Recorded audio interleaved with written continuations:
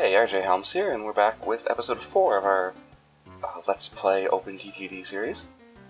In the last episode, just to recap, we had extended our train system down from just a DHF out to these two new stations, fixed some of our settings, and spent a bit of time beefing up some of our capacity in places where we needed it. In this episode, I think we're going to keep moving this line down. I was thinking of where the ultimate goal is, and looks like El de Gruber here. It's probably a very good end terminal. There's a bunch of towns around here, but none of them are big, so this would be a good main terminal with a couple of routes, smaller, shorter routes in the long term, picking up some of these smaller towns. I also might kind of set the stage for upgrading these airports, or possibly just do that, depending on how much time we have. But first, I had some questions or comments about people being interested in how I was using timetables.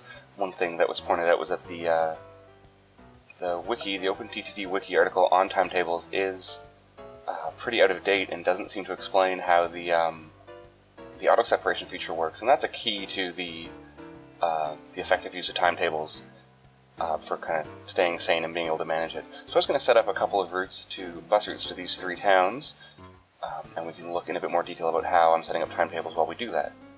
So first, let's pull some roads here just to make a little bit of a highway system, so to speak. Let's start with Meinhofen here. So I'll put in my bus station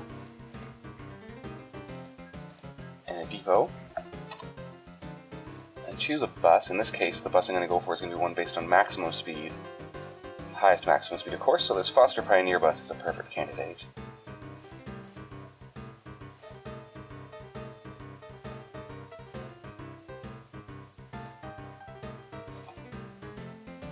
And give this its name.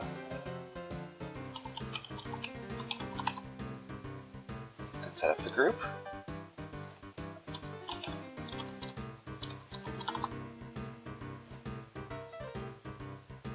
Just to make this a bit more straightforward why we need timetables or why they're helpful, I'm going to put two buses on the route right away. I'm going to start them at the same time. As we watch these go, you'll see pretty quickly what the problem is. That one's going to stop and this one's going to stop, but they're going to be right one behind the other. So the easiest way to fix that would be to do it manually, just to stop this bus for a while. Let that one continue on. Let's fast forward a bit. If I continue just after it's left, and then here I've got the two buses on the route, and they're more or less separated.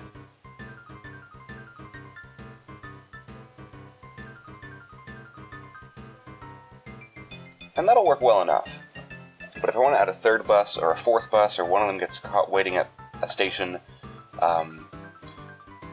behind, say, another line of buses, if the stations aren't big enough, then that's going to break the separation.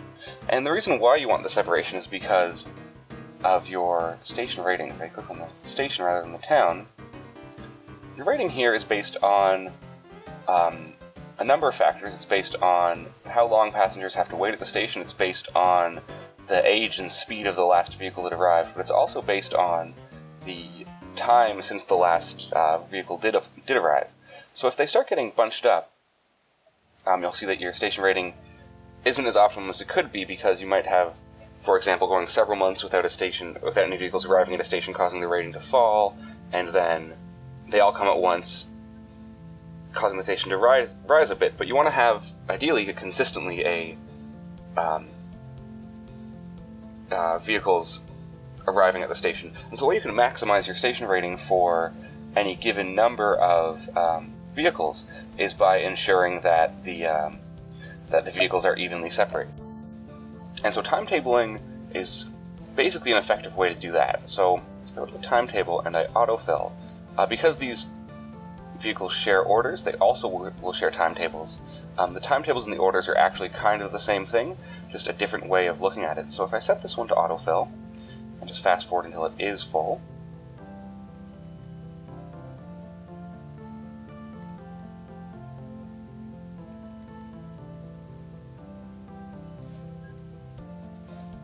and now we can add our slack. We'll set it to 4 days, and we'll 2 days of slack each of these as we've done.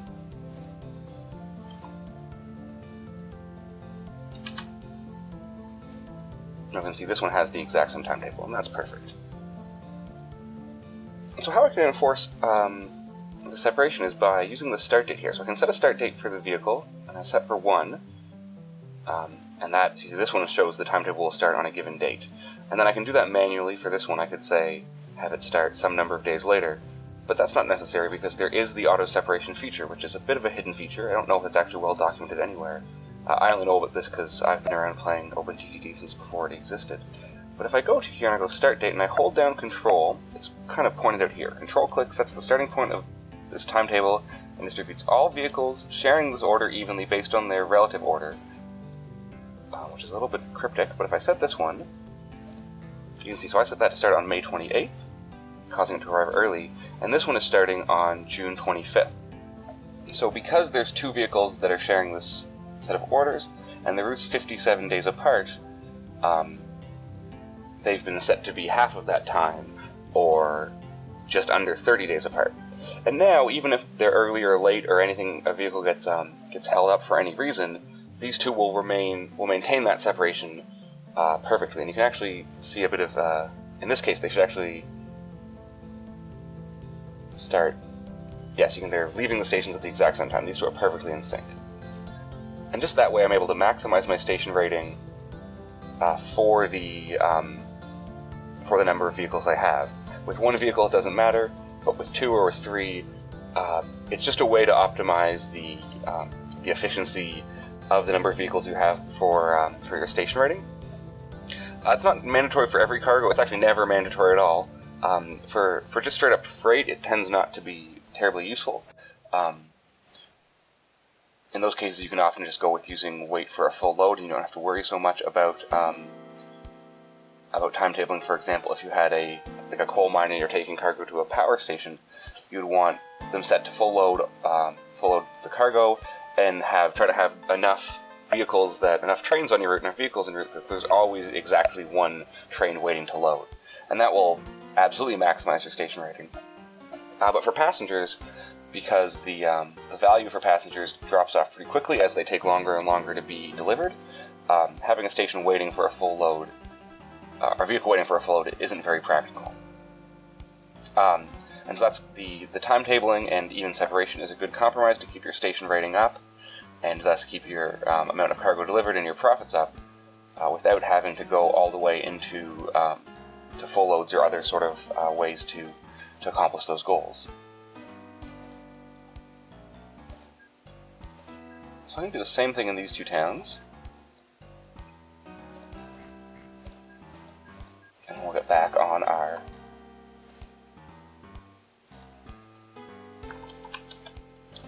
GFG on our main train line.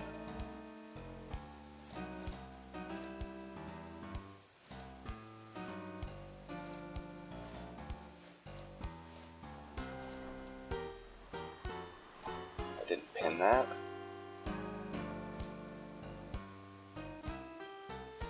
Let's make a group DHFC to GFG.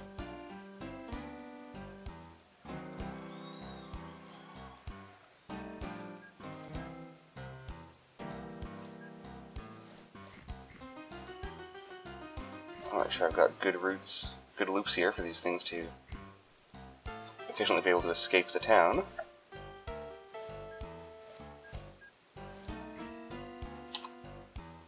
Keep trying to pin this. There we go.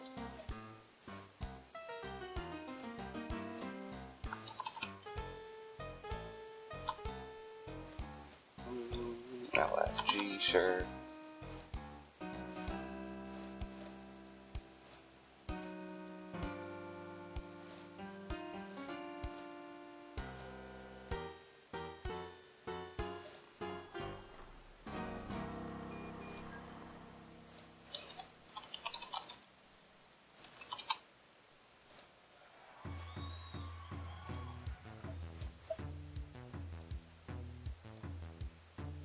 And after these fill in, should have a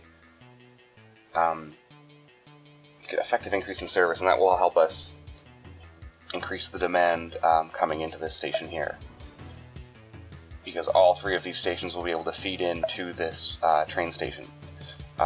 One thing I chose to do in this case, and it's kind of a matter of preference, is I had these stations, these buses stop at this bus station rather than at DHF directly.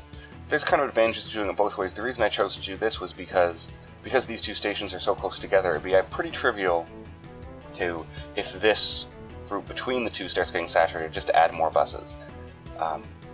It doesn't take too many vehicles to have a lot of capacity on such a short link there. Right, so this timetable is full, so let's get this out of the way.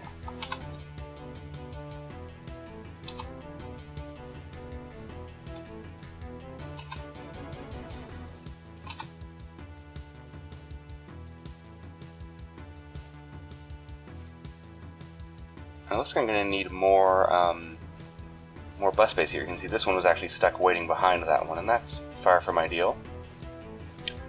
So I'm actually going to suck up to the local authority, which still doesn't like me for some reason.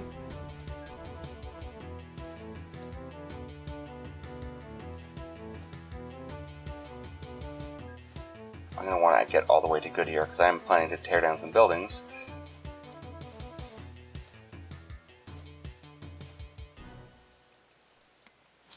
That's a problem.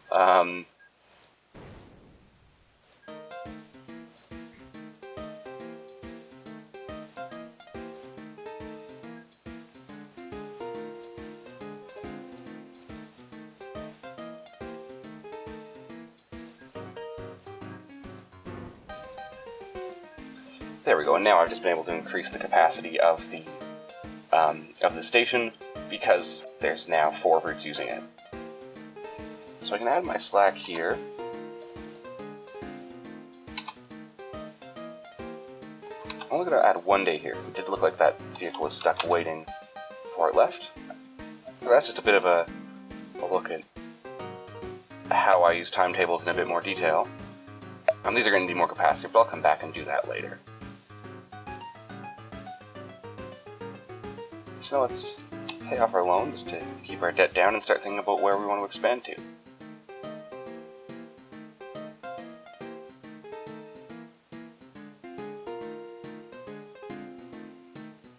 This is an interesting case, this town here. It might be interesting to have this duck down and then stop. And these towns can kind of curve up like that. Actually, let's do that.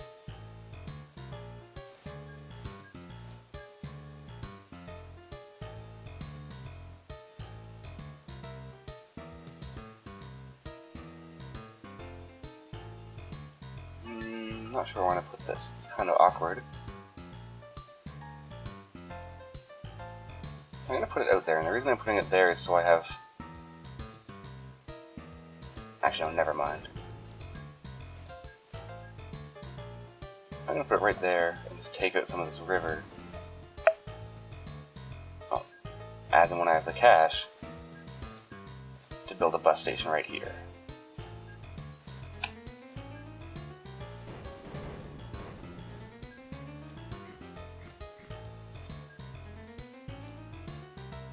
Just like that. I don't think I'm going to bother stopping in this town. They can share this station with some bus service a little bit later.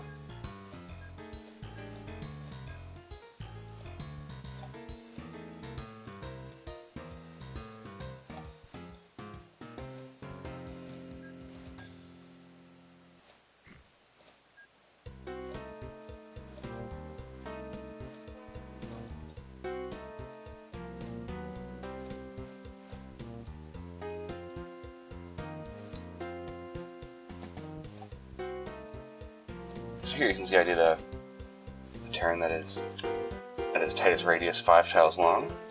That's a little bit more speed optimized.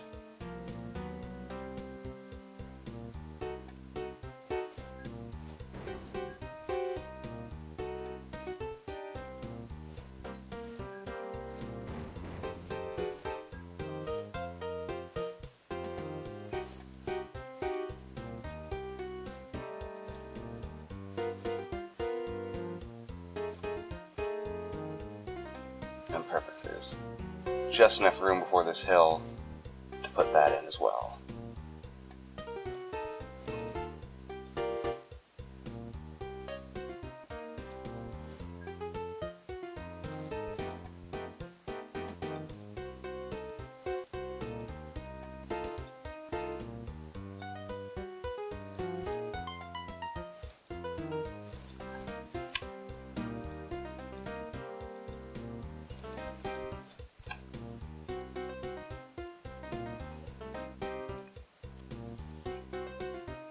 Let's get one more town on here. We'll extend this to go all the way over to here, to Wumenheim.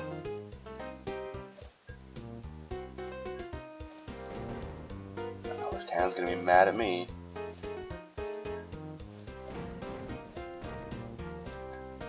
But that's fine.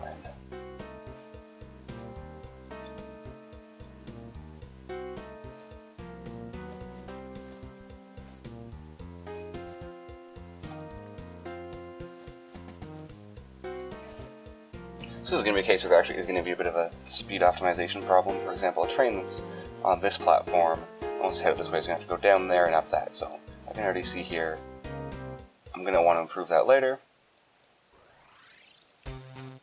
But doing it later is completely fine.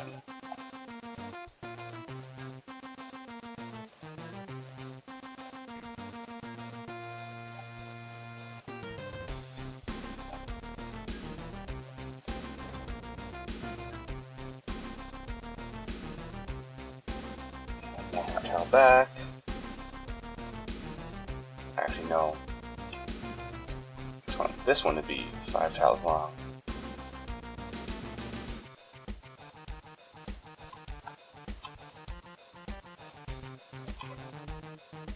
And same thing, signal up this section of track.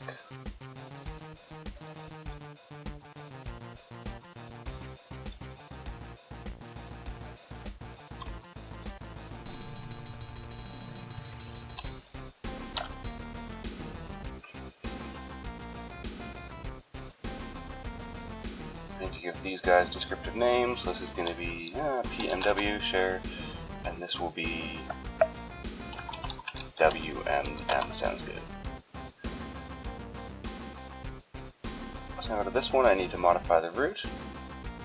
I'm going to pause the game to clear this up, so I want to delete everything after it leaves TBH, because I'm extending that down.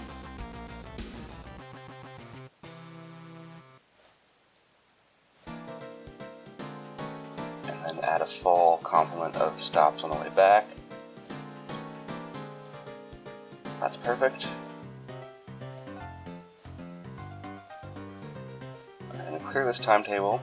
The waits for 6 days are fine and go autofill. I'm going to control click to try to keep times. I don't know what it means by tries, but that means that these ones that are set for 6 days hopefully won't be overwritten.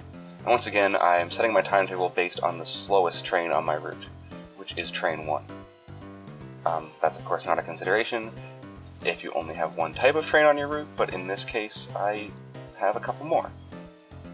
So let's get the time flowing again, and while we wait for that to complete, we can hook them some bus service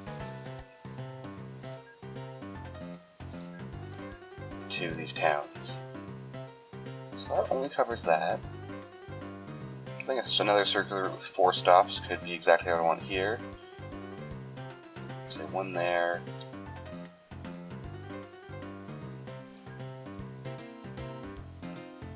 One there. And one there, which will be a bit inefficient right now, but it'll be fine in the future.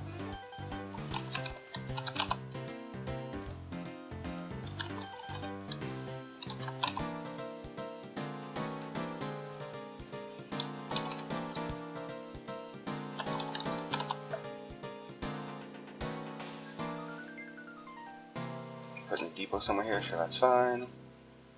Once again, I'm going for capacity here. There's a new double-decker bus.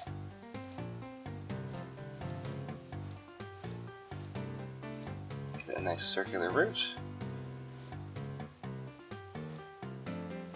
And get the timetable autofilling.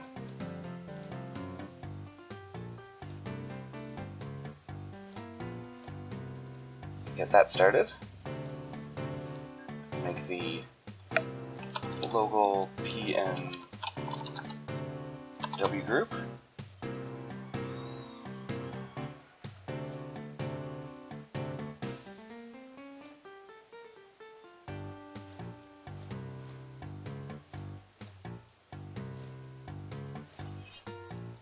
And do the same thing over in this town.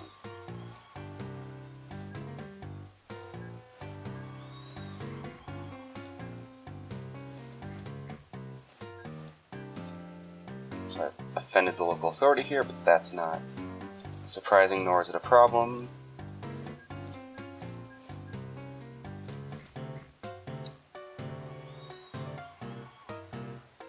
Yeah, so one right here should be good enough to cover the city for now.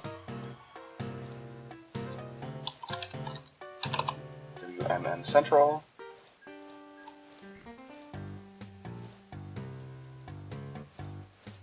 And it's the exact same idea.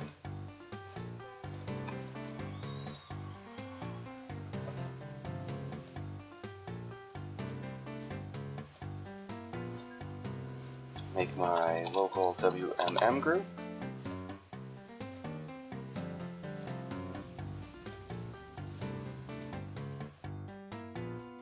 Okay, so this timetable is ready.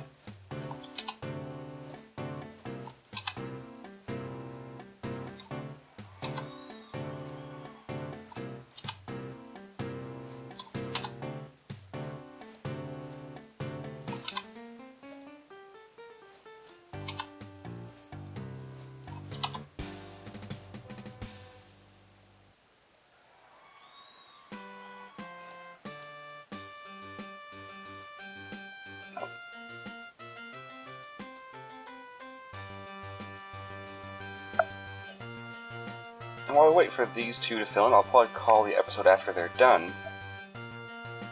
Let's beef up some of our local service. So I can see here, kind of like I predicted, the local DHF line is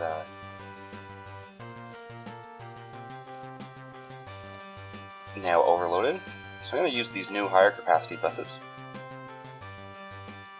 I'm actually going to do 2 more of these. So here, same thing, I'm going to do the auto separation, like so, and start both of those. This timetable is ready now.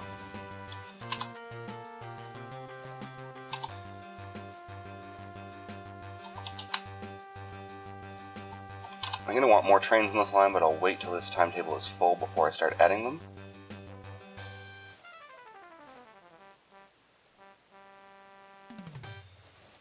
This route I can see wants more buses, so I'll put 2 more on it.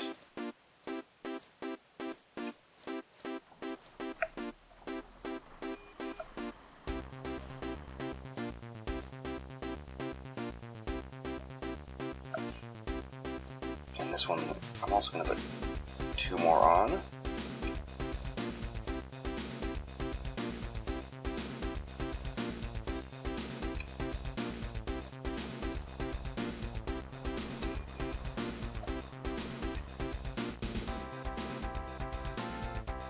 And I'm going to put 2 more buses on this route. Actually, scratch that, this is a case where I can use the higher capacity buses as well.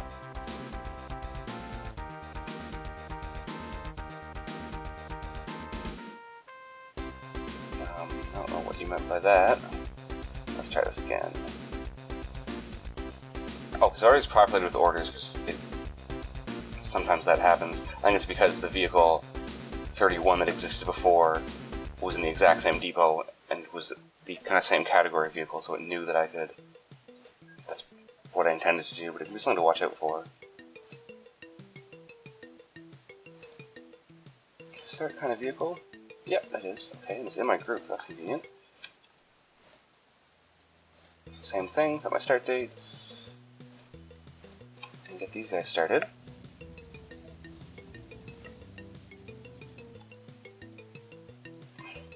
This I can already see is going to want at least 1 more vehicle.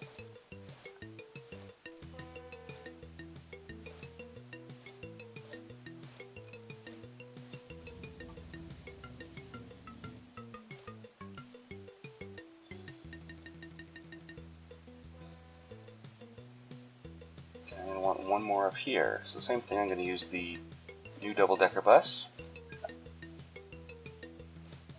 I'm going to share the orders with the local NDS and put it in that group.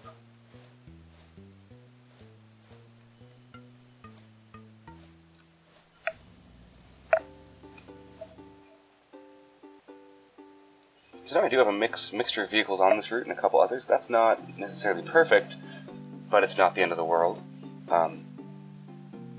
Once again, you just want to make sure your timetables are set for the slowest vehicles so that they're not just getting later and later. And eventually, as vehicles retire, they will all get replaced, and that won't be a problem.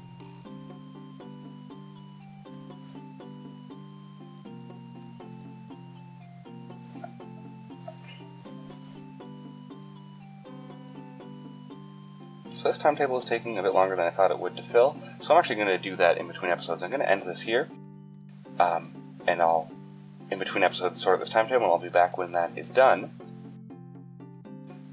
So in the next episode, we will continue extending this down to El de Grube, sort out our needed capacity along these lines a bit further, and then look at where we'll take things from there. So until then, thanks so much for watching. If you have any questions or comments, please leave a comment below, and feel free to like and subscribe this video, and I will see you in the next episode.